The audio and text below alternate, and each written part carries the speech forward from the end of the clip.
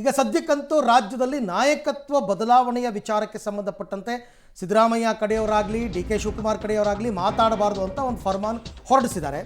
ಈಗ D K she ಪರ ರಂಭಾಪುರಿ ಶ್ರೀಗಳು ಬಾಳೆಹೊನ್ನೂರು ಮಠದವರು ಬ್ಯಾಟ್ ಬೀಸಿದ್ದಾರೆ. DCM ಡಿ ಕೆ ಶಿಗೆ ಒಂದು ಅವಕಾಶ ಸಿಗಬೇಕು. ಒಪ್ಪಂದದ ಬಗ್ಗೆ CM ಡಿ ಕೆ ಶಿ ಮತ್ತು ವರಿಷ್ಠರಿಗೆ ಮಾತ್ರ ಗೊತ್ತು. ರಾಷ್ಟ್ರೀಯ ನಾಯಕರು ತಿಳಿಗೊಳಿಸಿ ಸಮಸ್ಯೆಯನ್ನು ಬಗೆಹರಿಸಿ ಒಪ್ಪಂದದಂತೆ ನಡ್ಕೊಂಡ್ರೆ ಎಲ್ರಿಗೂ ಗೌರವ. ಹಾಗಂತ ಡಿ ಕೆ ಶಿಗೆ CM ಸ್ಥಾನ ಸಿಗಲಿ ಅಂತ ಹಾರೈಸಿದ್ದಾರೆ ರಂಭಾಪುರಿ ಶ್ರೀಗಳು.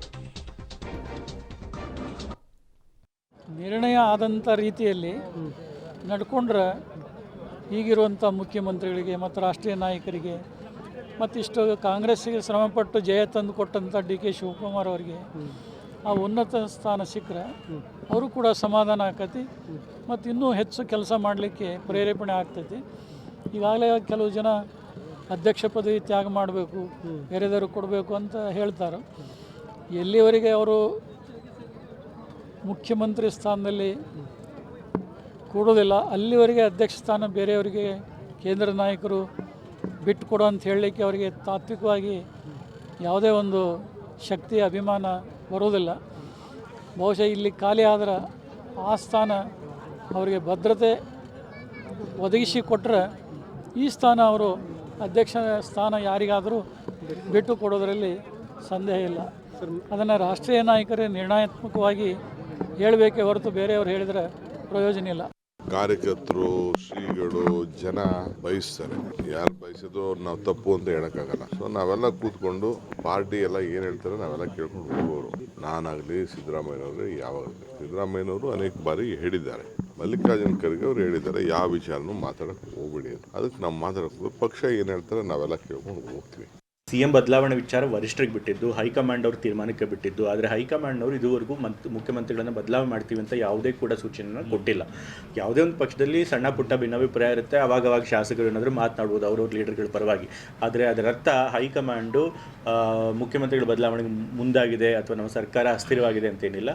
ಸೊ ಈಗ ಈ ಬಗ್ಗೆ ಮತ್ತಷ್ಟು ಮಾಹಿತಿ ನನ್ನ ಕೊಲೀಗ್ ಸುಖೇಶ್ ಅವರಿಂದ ಪಡ್ಕೊಳ್ಳೋಣ. ಸುಖೇಶ್, ಈಗ ಬೆಂಬಲಿಗರು ಯಾರು ಕೂಡ ಮಾತನಾಡಬಾರ್ದು ನಾಯಕತ್ವ ಬದಲಾವಣೆ ಬಗ್ಗೆ ಅಂತ, ಆದರೆ ಮಠಾಧೀಶರುಗಳಿಗೆ ಕಡಿವಾಣ ಹಾಕೋ ಹಂಗಿಲ್ವಲ್ಲ, ಹಾಗಾಗಿ ರಂಭಾಪುರಿ ಶ್ರೀಗಳು ಈ ರೀತಿ ಮಾತನಾಡಿದ್ದಾರೆ. ಸೊ ಇದರ ಪರಿಣಾಮ ಇಂಪ್ಯಾಕ್ಟ್ ಏನಾದರೂ ಎಕ್ಸ್ಪೆಕ್ಟ್ ಮಾಡ್ಬೋದಾ, ಅಥವಾ ಲಿಂಗಾಯತ ಸಮುದಾಯ ಡಿ ಕೆ ಶಿವಕುಮಾರ್ ಪರ ಇದ್ದಾರೆ ಅಂತಕ್ಕಂಥ ಮೆಸೇಜ್ ಕೊಡುವಂತಹ ಪ್ರಯತ್ನ ಹೆಂಗಿದು ಅಂತ?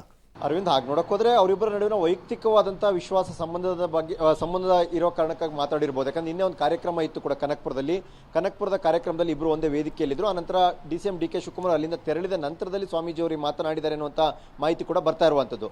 ಆದರೆ ವೈಯಕ್ತಿಕ ವಿಶ್ವಾಸಕ್ಕೆ ಮಾತನಾಡ್ಬೋದು, ಮತ್ತು ಎಲ್ಲೊಂದು ಕಡೆ ಲಿಂಗಾಯತ ಸಮುದಾಯದ ಸ್ವಾಮೀಜಿಯವರು ಮಾತಾಡಿರುವಂಥದ್ದು. ಅದೇನಾದರೂ ಒಕ್ಕಲಿಗ ಸಮುದಾಯದ ಸ್ವಾಮೀಜಿ ಏನಾದರೂ ಮಾತಾಡಿದಿದ್ರೆ ಸಹಜವಾಗಿ ಇದು ಬೇರೆಯದೇ ರೂಪವನ್ನು ಪಡೆದುಕೊಳ್ತಾ ಇತ್ತು.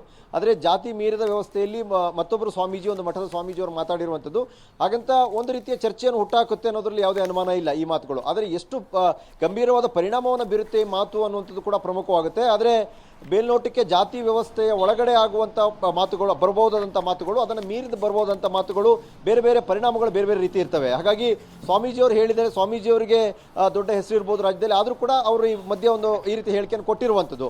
ಆದರೆ ಇದು ಕಾಂಗ್ರೆಸ್ ಪಕ್ಷದ ಮೇಲಾಗಲಿ ಸರ್ಕಾರದ ಮೇಲಾಗಲಿ ಎಷ್ಟು ಪರಿಣಾಮ ಬೀರುತ್ತೆ ಅನ್ನೋದು ಪ್ರಶ್ನೆ. ಆದರೆ ಸದ್ಯಕ್ಕೆ ಇದೇನು ದೊಡ್ಡ ಮಟ್ಟಿಗಿನ ವಿವಾದವನ್ನು ಹುಟ್ಟುಹಾಕುವಂಥದ್ದು, ಪರ ವಿರುದ್ಧ ಚರ್ಚೆ ಮಾಡುವಂಥ ದೊಡ್ಡ ಮಟ್ಟಿಗಿನ ಬೆಳವಣಿಗೆಗೆ ಇದು ಕಾರಣ ಆಗಲಿಕ್ಕೆ ಇಲ್ಲ ಅನಿಸುತ್ತೆ ಮೇಲ್ನೋಟಕ್ಕೆ ನೋಡಿದಾಗ. Arvind, right, thank you Sukhesh, ತಮ್ಮ ಎಲ್ಲ ಮಾಹಿತಿಗಾಗಿ ಧನ್ಯವಾದ. BJP ಗೌರ್ನಮೆಂಟ್ ಇದ್ದಾಗ ಇದೇ ಥರ ಒಂದು ಹೇಳಿಕೆ ಕೊಟ್ಟಾಗ ಮಠಾಧೀಶರು ರಾಜಕೀಯ ಮಾಡಬೇಡಿ ಅಂದಿದ್ರು ಡಿ ಕೆ ಶಿವಕುಮಾರ್. ಈಗ ಅವ್ರು ಕೇಳಿದ್ರಲ್ಲಿ ತಪ್ಪಿಲ್ಲ ಅಂತಾರೆ.